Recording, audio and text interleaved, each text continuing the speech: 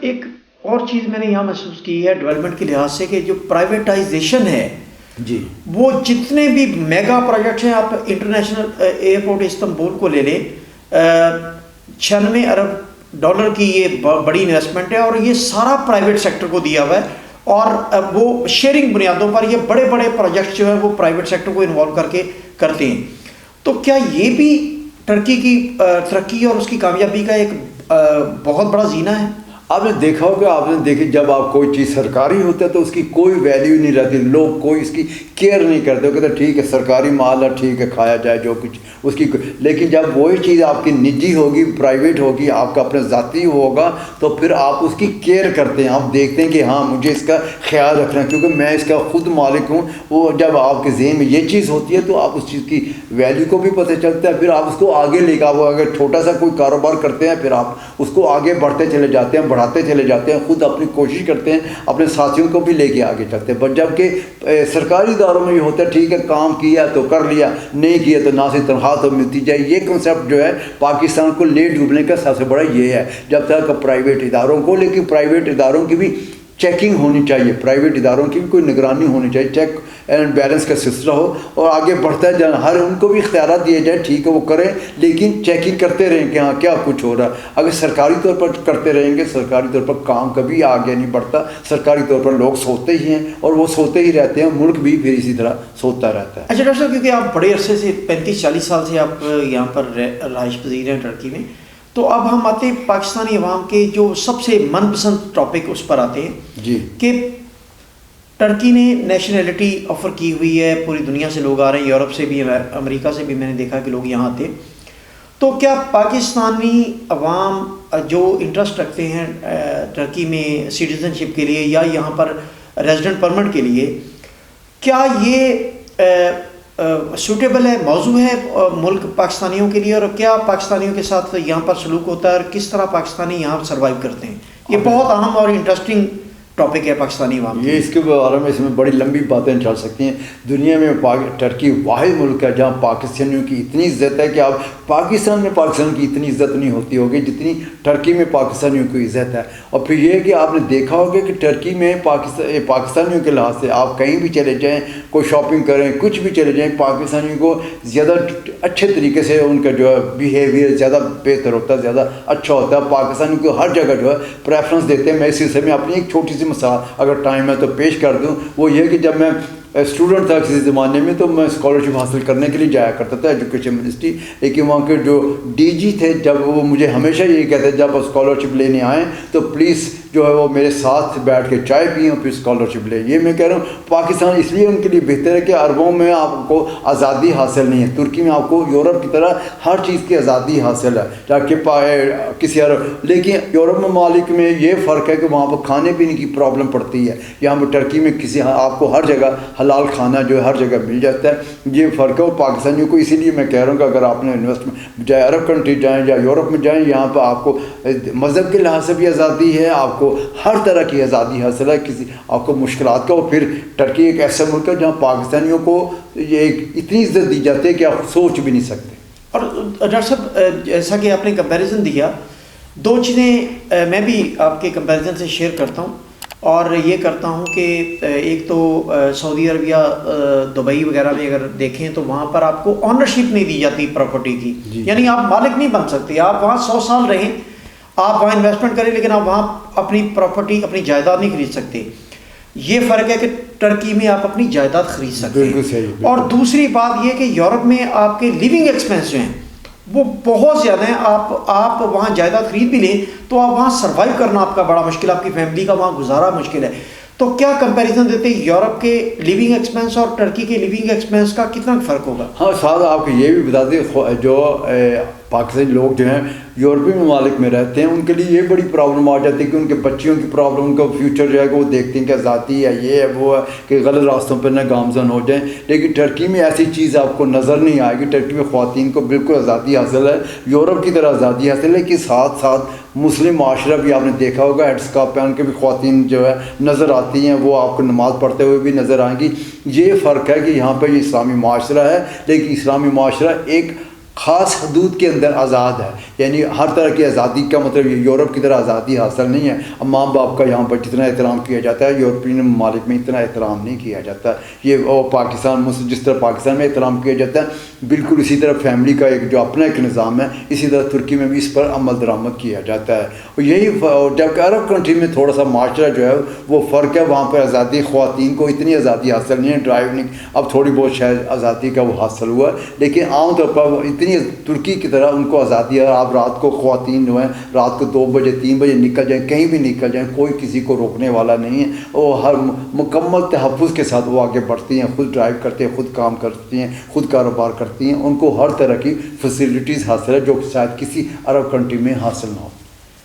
اچھا ڈاکٹر صاحب، جو ایک اور بہت اہم چیز ہے وہ یہ ہے کہ پاکستانی طلباء جو ہے وہ تعلیم حاصل کرنے کے لیے ٹرکی آنا چاہتے ہیں، اور یہاں پر آپ کو پتہ ہے کہ تعلیم جو ہے وہ یورپ کی نسبت، امریکہ کی نسبت یا آسٹریلیا کینیڈا کی نسبت بہت سستی ہے. اور معیار تعلیم تقریباً وہی ہے ان کے برابر. بہت ساری درجنوں یونیورسٹیاں ٹرکی کی جو وہ انٹرنیشنل رینکنگ میں ہیں.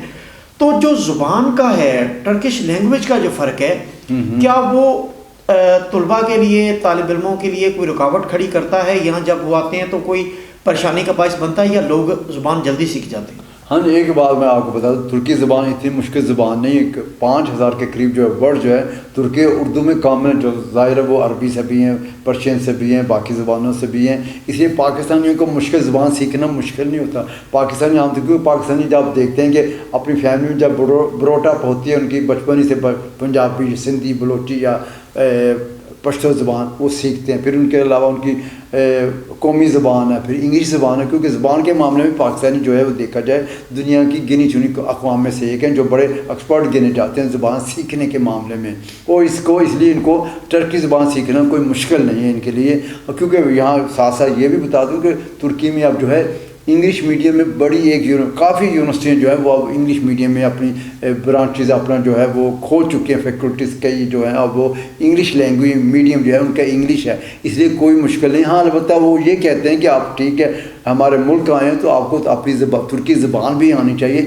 اس لیے وہ آپ کو 1 سال کا کورس، جتنی بھی یونیورسٹی انگلش میڈیم یونیورسٹیاں بھی ہیں تو وہ بھی آپ کو ترکی زبان کا کورس کرواتے ہیں. ہاں جہاں تک ترکی زبان کی یونیورسٹیوں کا تعلق ہے وہ پہلے آپ کو ترکی زبان کا سال کا جو ہے وہ ایک کورس کرواتی ہیں. اس کے بعد جو ہے زبان سیکھنے کے بعد آپ کا ٹیسٹ وغیرہ لیا جاتا ہے کہ آپ کوالیفائی کر لیتے ہیں. پھر آپ کو یونیورسٹی میں جس ڈپارٹمنٹ میں آپ نے وہ داخلہ لینا ہوا ہوتا ہے وہاں پہ آپ کو داخلہ دیتے ہیں. اس لیے کوئی اس بارے میں آپ کو جب آپ جس ملک میں ہوتے ہیں وہاں کی زبان بہت جلدی سیکھ لیتے ہیں، بجائے آپ پاکستان میں رہ کے ترکی زبان سیکھ لیں اس میں بڑا ٹائم لگے گا. لیکن جب ترکی پہنچ کے اب مجبور ہو جاتے ہیں کہ ہر طرف آپ کو ترکی زبان ہی بولتے ہوئے لوگ نظر آئیں گے تو ظاہر ہے پھر 1 ہفتہ 2 ہفتے تو آپ سنتے رہیں گے. اس کے بعد پھر آپ کا ذہن جو ہے وہ اس کو قبول کرنا شروع کر دیتا ہے کہ یہ لفظ کیا ہے.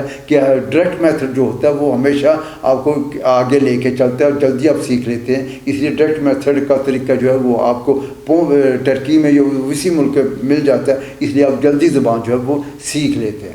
اچھا ڈاکٹر صاحب، نظام تعلیم جو ہے، نصاب جو ہے، تعلیمی نصاب، وہ پرائیویٹ یونیورسٹی یا انگلش یونیورسٹی یا ٹرکش یونیورسٹی یا ٹرکش کالج اسکول جو ہے جی، کیا وہ نظام تعلیم مساوی ہے سب کے لیے یا مختلف اس کے، جیسے پاکستان میں تعلیم کے مختلف معیار ہیں، یہاں کیا معیار تعلیم مساوی ہے، سیم ہے، یا یہاں بھی فرق ہے کوئی یونیورسٹیز میں؟ نہیں دیکھیں، پہلے میں اسکولوں کی بات کر لوں. اسکولوں میں تو کسی قسم کا کوئی فرق نہیں. ایجوکیشن منسٹری جو ترکی کی ایجوکیشن منسٹری ہے وہ آپ کو ایک خاص طور پر دے گی. اس نصاب کے اندر آپ نے اپنا نصاب کرنا. جو پرائیویٹ اسکول یہاں پر بہت کم نظر آئیں گے جو ہیں بھی پرائیویٹ اسکول، خاص طور پر انگلش میڈیم گنے چنے انگلش میڈیم اسکول ہیں، باقی سب جو ہے وہ ٹرکی زبان ہی میں اپنا جو ہے ایجوکیشن دیتے ہیں. تو وہ ایک نصاب باقاعدہ ان کی منسٹری آف ایجوکیشن سے وہ اپرووڈ ہوتا ہے تو وہی آگے لے کے سلسلہ چلتا ہے. یونیورسٹیوں میں بھی یہی ہے کہ ان کا یوگ ادارہ ہے، یونیورسٹی کا ہائی کمیشن کہہ سکتے ہیں. وہ ایک خاص ہر ایک یونیورسٹی کا سلیبس ہے، وہ اس کے سلیبس کے اندر رہتے ہوئے کہ کیا کچھ ہے وہ سب یونیورسٹیوں میں تقریباً ایک جیسا ہی ہوتا ہے. لیکن یہ نہیں ہو سکتا ریسرچ ورک ہر ایک کا فرق ہو سکتا ہے، لیکن نصاب جو ہے ایک خاص طور پر اپروول لینی پڑتی ہے یونیورسٹی گرانٹس کمیشن سمجھ لیں یا پاکستان کی طرح جو ہے یا ان کا ہائی ایجوکیشن کمیشن کہہ لیں، وہ جو ہے خاص نصاب کی پرمیشن دیتا ہے، اس نصاب کے حدود کے اندر رہتے ہوئے آپ جو ہے وہ اس کو کنٹینیو رکھتے ہیں. ساری یونیورسٹیاں جو ترکی کی یونیورسٹیاں انگلش میڈیم ہو یا ٹرکش میڈیم ہو وہ اسی نصاب کو فالو کرتے ہیں. ہاں ریسرچ اور باقی جتنا بھی تھیسز وغیرہ ہوتے ہیں وہ ہر ایک یونیورسٹی کو یہ حق حاصل ہے کہ وہ اپنے جو ہے اختیار میں رہتے ہوئے اس کو جس طرح ڈیل کرنا چاہیں کر سکتے ہیں. اچھا ڈاکٹر صاحب، یہاں سے جب یونیورسٹی سے فارغ التحصیل جو اسٹوڈنٹس ہوتے ہیں، کیا انہیں یہاں ٹرکی میں جاب ایزیلی مل جاتی ہے؟ فارنر ہونے کے ناطے کوئی رکاوٹ تو نہیں کھڑی ہوتی؟ اور کیا فارنرز کو سیلری پیکیج جو ہے وہ ویسے ہی آفر ہوتے ہیں جیسے ترکی کے لوگوں کو ہوتے ہیں، یا ان کا کوئی فرق آپ محسوس کرتے ہیں؟ ہاں یہ میں آپ کو بتائیے، تھوڑی سی بات آپ نے بڑی زبردست کہی ہے. وہ یہ ہے کہ ٹرکی میں جو لوگ جو غیر ممالک کے اسٹوڈنٹس ہیں ان کی میں بات کر رہا ہوں، ان کے لیے جاب حاصل کرنا تھوڑا سا مشکل ہے ایز کمپیئر ٹو ترکوں کے، کیونکہ ترکوں کو ہر ایک اپنی زبان پر عبور حاصل ہونے کی وجہ سے ظاہر ہے کہ آپ جتنی مرضی آپ ٹرکش زبان سیکھ لیں ترکوں کا مقابلہ نہیں کر سکتے. پلس یہ ہے کہ آپ اگر انگلش بھی کرتے ہیں تو جو وہ ہمیشہ اپنے اسٹوڈنٹس کو پریفرنس دیتے ہیں. سرکاری اداروں کی بات کریں، سرکاری اداروں میں بہت کم لوگ جو غیر ممالک کے باشندوں کو جاب کی اپرچونیٹیز ملتی ہیں. ہاں البتہ پرائیویٹ اداروں میں اگر کوئی پرائیویٹ ادارہ دیکھتا ہے کہ اس ملک کے باشندے جو ہیں ہمارے لیے بڑے اچھے ہیں، وہ عام طور پہ پرائیویٹ ادارے عام طور پر پاکستانیوں کو اس حصے میں باقیوں کی نسبت باقی ممالک کی نسبت زیادہ پریفرنس دیتے ہیں. وجہ اس کی دو، ایک تو پاکستانیوں سے بڑی گہری محبت ہے، اور ایک وہ دیکھتے ہیں کہ پاکستانیوں کی انگلش باقی نیشنز کے مقابلے میں زیادہ بہتر ہوتی ہے. اس لیے پاکستانی یہاں پر نمبر 1 ایک ملک کی حیثیت سے اپنا سارا کچھ جو ہے سرمایہ بھی لگاتے ہیں اور ان کو بھی سرمایہ سمجھا جاتا ہے. ٹھیک ہے. اچھا ڈاکٹر صاحب، آخری سوال، کیونکہ پاکستانی عوام اس میں کافی دلچسپی رکھتی ہے کہ یہاں پر ایک فیملی میاں بیوی اور 2-3 بچے، ان کا منتھلی لیونگ ایکسپنس کتنا ہو جاتا ہے اگر وہ آسائش کے ساتھ ایک نارمل زندگی گزارنا چاہیں؟ یہ چیز ڈپینڈ کرتا ہے مختلف فیملیز مختلف جو آپ کا کس پاش ایریا میں رہتے ہیں، کس ایریا میں رہتے ہیں، سب کچھ ڈپینڈ کرتا ہے. اگر تو بہت پاش ہیں تو پھر تو پاش قسم کے وہاں تو آپ کو ظاہر ہے پھر آپ کو $2-3 ہزار ڈالر سے بھی اوپر خرچ کرنا پڑتا ہے. لیکن اگر آپ جو درمیانے درجے کی فیملی کی بات کر رہے ہیں تو اس کے لیے آپ کو تقریباً $1,500 بھی جو ہے وہ کافی ہوتے ہیں، جس میں آپ کو گھر کا کرایہ وغیرہ بھی، جا کی ہیٹنگ وغیرہ کا بھی اور کھانے پینے کا بھی دینا پڑتا ہے. اگر ایک آپ کے 2 بچے ہیں یا 3 بچے ہیں تو وہ عام طور پر اتنا گزارا ہو جاتا ہے. لیکن اگر آپ کہتے ہیں نہیں میں تو کسی اچھے ایریا میں رہنا چاہتا ہوں، ظاہر ہے پھر اس کا کرایہ بھی بڑھ جاتا ہے. اس کے اگر مکان خریدنا چاہتے ہیں اس کی حیثیت اس کی جو ہے وہ بھی زیادہ ہوتی، قیمت بھی زیادہ ہوتی ہے. یہ ڈپینڈ کرتا ہے حالات کس طرح کے ہیں، آپ کی فیملی کس طرح کا گھر چاہتی ہے، آپ کی فیملی کے ایکسپینڈیچرس کیا ہیں، آپ کس قسم کی جو لوازمات ہے روزمرہ زندگی کے وہ کس طرح خرچ کرتے ہیں. یعنی مختلف فیملیز کے مختلف جو ہیں وہ ہو سکتے ہیں. لیکن کم از کم جو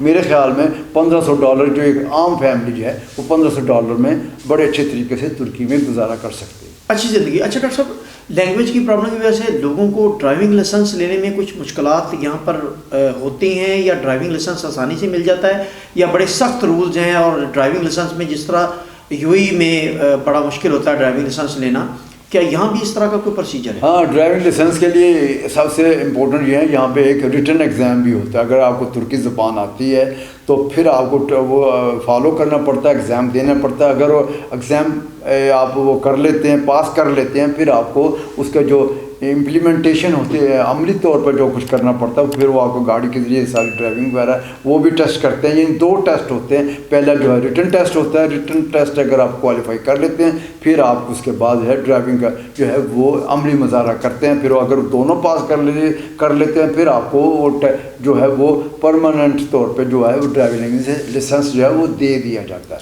اچھا، آخری سوال ہمارے آج کے پروگرام کا کہ ایک بزنس مین پاکستان سے اٹھ کے اگر یہاں پر آ کے سرمایہ لگاتا ہے تو کیا اس کے لیے آسانی ہے کہ وہ یہاں پر بزنس اسٹیبلش کر لے؟ اور کیا حکومت جو ہے اس کو سپورٹ کرتی ہے، یا اس کو اس کے لیے رکاوٹیں ہیں فارنر ہونے کے ناطے، یا وہ اپنا بزنس اگر اپنے پیرامیٹر اور کوالٹی کے اوپر اسٹیبلش کرنا چاہتا ہے تو اس کے لیے کوئی رکاوٹ نہیں ہے، کوئی مسئلہ نہیں؟ ہاں نہیں، دیکھا جائے ایکچولی حکومت نے، ترکی کی حکومت نے اپنے دروازے کھولے ہوئے ہیں. باہر سے جتنی انویسٹمنٹ آئے گی وہ کہتے ہیں بغیر کسی مشکل کے کہاں سے پیسہ ہے، کہ کیسے پیسہ کمایا گیا، اس کی کوئی پوچھ نہیں ہوگی. پیسے لے کے آئیں اور یہاں پر آپ اگر انویسٹمنٹ کرنا چاہتے ہیں، کوئی فیکٹری لگانا چاہتے ہیں، حکومت نے سارے جو ہے وہ بہت کا پروسیجر بہت کم کر دی ہوئی، اس لیے کسی قسم کی مشکلات کا سامنا نہیں کرنا پڑتا، آرام سے آپ۔ ہاں آپ کو ساتھ ساتھ یہ بھی بتا دوں، اگر آپ $2.5 لاکھ کی جو ہے انویسٹمنٹ کرتے ہیں کسی چیز میں بھی کرتے ہیں، کوئی ضروری نہیں آپ پراپرٹی خریدیں یا کوئی فیکٹری خریدیں، کچھ بھی کر سکتے ہیں، کوئی چھوٹی فیکٹری بھی لگا سکتے ہیں،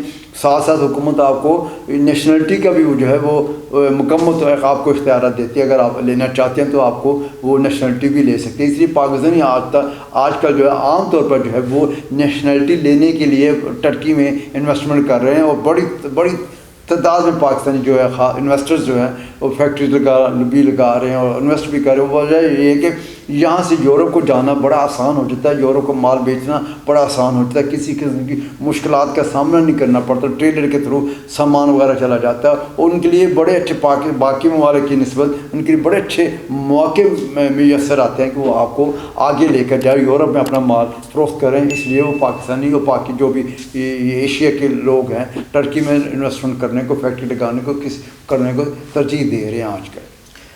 ڈاکٹر صاحب ہمارے ساتھ موجود تھے ڈاکٹر فرقان حمید صاحب، جو کہ ایک رول ماڈل ہیں، اور میں نے آج خواہش کا اظہار کیا، میں نے کہا کہ ڈاکٹر فرقان حمید صاحب کو ان کی زندگی کے تجربات اور وہ کس طرح انہوں نے یہاں گرو کیا، کس طریقے سے انہوں نے اپنا امیج بیسیکلی انہوں نے اپنا امیج نہیں بلکہ پاکستانی عوام کا سر فخر سے بلند کیا، انہوں نے پاکستان کا امیج بہتر کیا جب انہوں نے یہاں پر جو مترجم کے طور پہ رجب طیب اردوان کے ساتھ انہوں نے خاصا وقت گزارا، اور وہ اب بھی وہ ان کے ساتھ منسلک ہیں۔ تو یہ ہمارے لیے فخر کی بات ہے، کم از کم پاکستان کی ایسی نمائندگی ہے جو قابل فخر ہے، اور پورے پاکستان کی عوام جو ہے اس کے لیے میں سمجھتا ہوں کہ یہ ایک رول ماڈل ہے، اور پاکستانی عوام یہاں آ کے اگر وہ انویسٹمنٹ کے لیے، بزنس کے لیے، تعلیم کے لیے یا کسی بھی کام کے لیے ہے، تو میری ان سے گزارش یہ ہے کہ اس رول ماڈل کی طرح پاکستان کی نمائندگی اس طرح کریں کہ وہ آپ کو اچھے الفاظ میں، اچھے القاب میں یاد کریں، اور پاکستان کو مزید عزت دیں، نہ کہ ایسی نمائندگی کریں کہ پاکستان جو ہے وہ بدنام ہو۔ میں تمام پاکستانی جو ٹرکی میں موجود ہیں، جو بزنس کر رہے ہیں، جو تعلیم حاصل کرنے کے لیے ہیں، ان سے گزارش ہے آج کے اس پروگرام کے توسط ہے کہ اس رول ماڈل کو دیکھیں اور ایسا بننے کی کوشش کریں تاکہ پاکستان کا چہرہ نمایاں ہو سکے، نہ صرف ٹرکی میں بلکہ انٹرنیشنل لیول پر۔ بہت شکریہ۔